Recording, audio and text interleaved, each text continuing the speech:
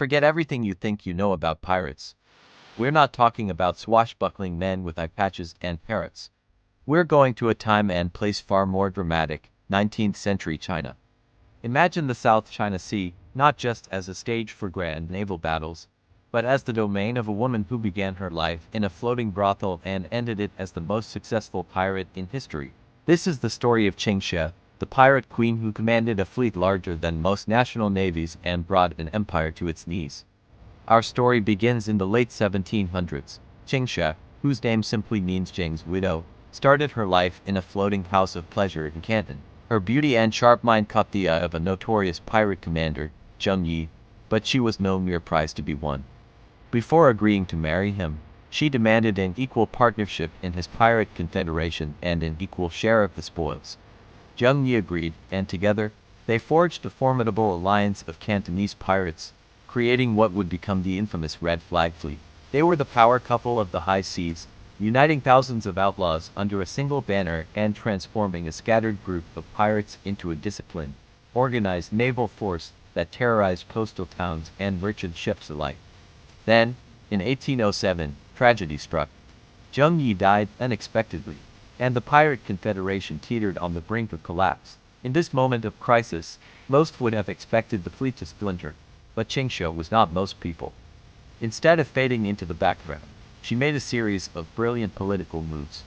She secured the loyalty of her late husband's most powerful commanders, including his adopted son and second-in-command, Zheng Yi, who would become her trusted partner and later, her husband. With cunning and sheer force of will, she stepped out of her husband's shadow and seized absolute control of the Red Flag Fleet.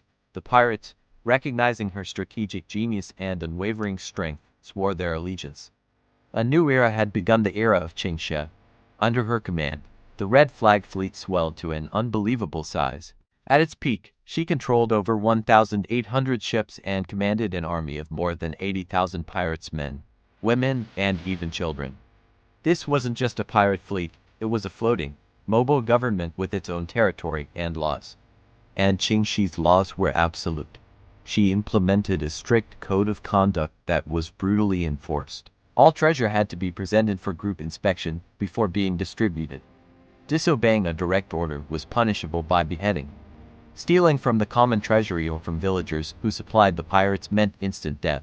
Her discipline forged the Red Flag Fleet into the most dominant naval power in the region, one that defeated Qing dynasty, Portuguese, and even British fleets sent to destroy her.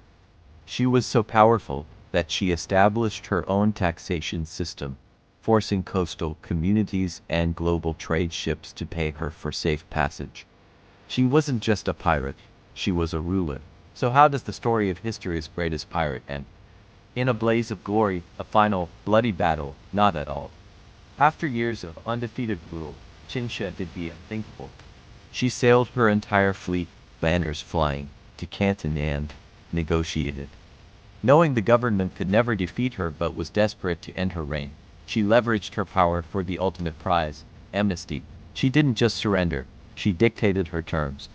In 1810, the Chinese government granted a full pardon to her and her thousands of followers. And the best part, she was allowed to keep all the wealth she had accumulated.